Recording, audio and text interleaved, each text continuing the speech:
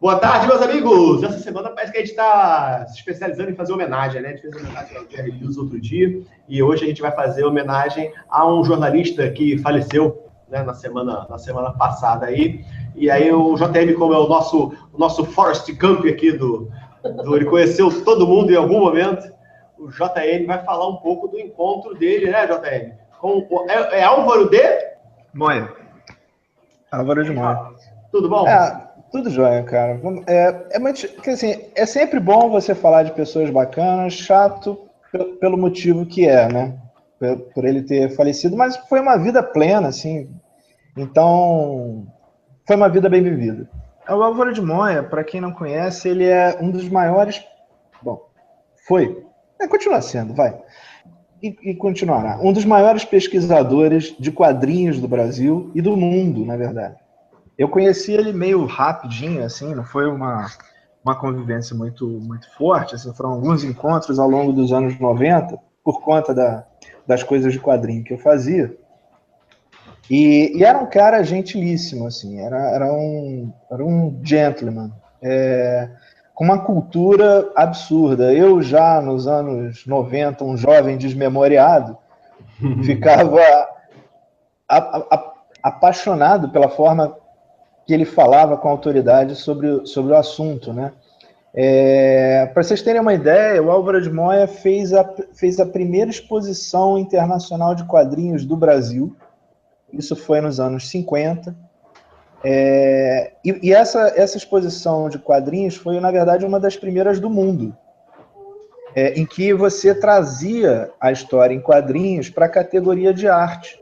Que até então era uma bobagem, né? Os professores diziam que era uma bobagem, que era uma inutilidade. E na verdade, ele é a primeira pessoa que, academicamente, ele era professor da USP. No âmbito acadêmico, ele consegue trazer todo o embasamento pedagógico sobre as estruturas das histórias em quadrinhos, a função das histórias em quadrinhos para as crianças e para o desenvolvimento das crianças. Ele próprio nunca desenhou, embora fosse um apaixonado, né? Ele começou com essa paixão desenhando as histórias do Tico Tico, copiando as histórias do Tico Tico que ele roubava as revistas do irmão. Ele copiava lá o traço do Alex Raymond, que era o desenhista responsável pelas histórias do Flash Gordon, enfim, de outros grandes clássicos aí, um dos maiores desenhistas que já existiram, continua sendo até hoje. E ele continua muito ativo, né? Ele faleceu, se não me engano, com 87 agora. E esse ano, na verdade, esse final de semana, a gente está falando no final de semana de 20 de agosto. Hoje estava programado o lançamento dele, eu não sei se aconteceu, do livro dele mais recente, que seria um livro contando a história em paralelo dele com Will Eisner, que eram grandes amigos. E o título do livro era Dois Grandes Nomes da Arte Sequencial.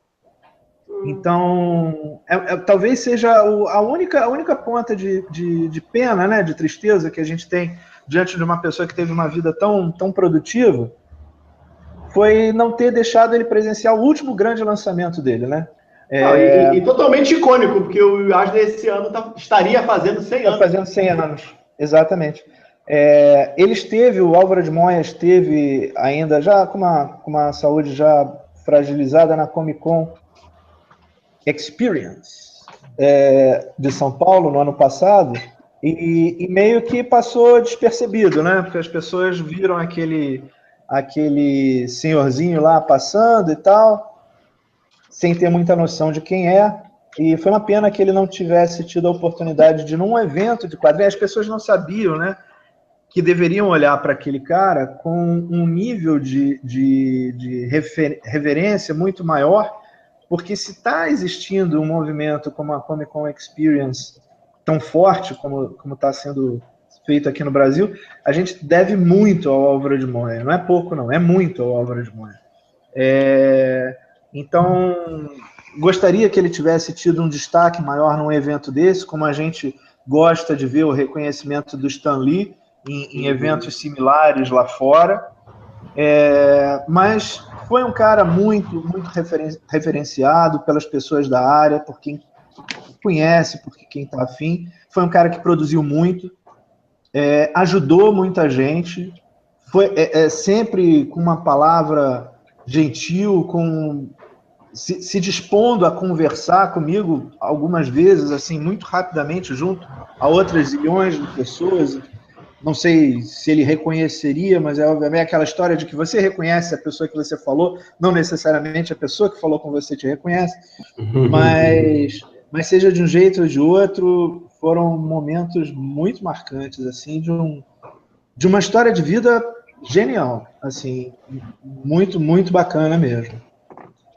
Cara, muito legal, muito legal. O intrépido JM, mais uma vez, trouxe a gente gosta sempre de trazer uma coisa legal para vocês e não queria deixar em branco a passagem do Álvaro aqui no nosso bate-papo e queria apresentar para vocês um pouco do que foi o trabalho dele aqui no Brasil. Eu acredito que eles até venham a criar, de repente, um prêmio com o nome dele, Jota. Eu acho que o chato é que a gente costuma só criar prêmios, né? Assim, o cara bate, vai embora e alguém cria um prêmio para ele, né? Mas como eu te falei, né? Ele foi uma pessoa muito reconhecida. Assim, as pessoas sabiam quem ele era. Ele foi para fora do país várias vezes a convite para falar sobre quadrinhos, para representar a estrutura dos quadrinhos, para contar sobre o que é a história em quadrinhos, porque ele não falava só de história em quadrinhos. Ele foi o primeiro cara, foi o primeiro cara que fez a primeira exposição de quadrinhos no Brasil, uma das primeiras do mundo, lançou o primeiro livro sobre história em quadrinhos do Brasil, chamado Shazam, isso em 1970, lançou um livro que ficou muito conhecido, chamado A História das Histórias em Quadrinhos, é dele. E se você ainda não sabe quem é o Álvaro de Moya, você não conheceu o trabalho do Álvaro de Moya, saiba que não é um trabalho datado, não é um trabalho que se deixou sentir pelo tempo. Vá atrás, porque é muito bom o material. Ele inaugurou a TV Tupi de São Paulo, a primeira da América Latina. Foi diretor de TV na TV Paulista. Dirigiu a TV Excelsior de São Paulo, a que inaugurou a modernidade da TV brasileira. Passou depois pela TV Bandeirantes e até por esta televisão cultura. Deu aulas na USP. Hoje é vice-presidente da Associação dos Pioneiros da Televisão Brasileira. Esta personagem histórica que vem do Neolítico à tragédia televisiva dos dias de hoje, eu posso dizer a vocês que ainda é jovem. Álvaro de Moya. Álvaro de Moya. Eu tive rapidinho com ele, acho que em 93. Ele veio para cá, teve aquela Bienal de 91, e em 93 teve um outro treco qualquer, que eu não me lembro exatamente o que é. É a segunda, né? Mas foi bem menor do que a primeira, né? Não teve aquela estrutura toda. Mas ele veio, eu conversei algum tempo com ele, assim, e era um cara muito gentil, né? Muito, muito bacana. Tinha uma fala, era baixinho, tinha uma fala mansa. Mas era realmente, o cara era uma enciclopédia. Você falava qualquer coisa, esse sim tinha provas, só não tinha vídeo, mas tinha provas, tinha papéis, tinha tudo. Aí era um negócio absurdo, assim.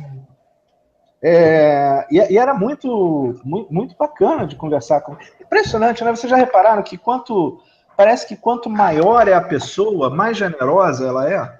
E eu de fato conheci três caras, assim, conheci o Manara, conheci o Asner e conheci o Álvaro de Moya. O Álvaro de Moya, quer dizer, conheci, tive com ele, né? Conversei. Não é conhecer, ser amigo, né? Mas Mas foi muito mais longe do que qualquer um de nós.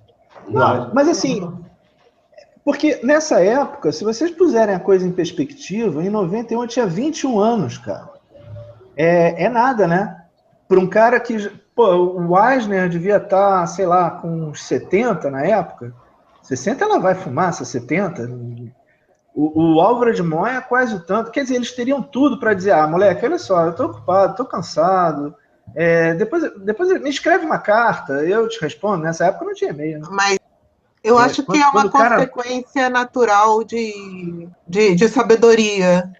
Faz parte das leis universais. Você era apaixonado por histórias em quadrinhos no tempo que elas eram odiadas pela escola. E você continuou, você vai para a Itália, você vai em festivais de história em quadrinhos, você faz... O que é história em quadrinho para você? O fato de eu gostar de história em quadrinhos exatamente num período em que elas eram perseguidas nos Estados Unidos, no Brasil, no mundo inteiro, eu era o mais jovem, o mais moleque da turma e eu era o mais atrevido. Eu comecei a gostar de histórias em quadrinhos antes de aprender a ler e escrever. Eu via história em quadrinho e ficava maravilhado vendo aquilo. Que nem o Fellini, que também é... Há nada menos que como o Fellini, que tudo bem. Quadrinhos, não começa também. A provocar a gente aqui. Gostava... Por favor, deixa aí a sua curtida, liga. Por favor, compartilhe aí para todos os seus colegas que gostam de quadrinhos também. E se você for lá na Bienal, dá uma passada lá no stand da Loyola. A gente vai estar lá com os Dragões de Titânia. E Lua das Fadas, nos finais de semana e no dia 7 de setembro. É só passar no stand da Loyola, distribuidora Pavilhão Azul. Vai lá tirar Quebremos brindes, vai lá. Vai lá tirar uma foto com a gente, dar um abraço na gente e de repente a gente até grava um vlog lá, se der. Vamos tentar. Aquele abraço e até amanhã no próximo Chá das 5. Às 5 horas.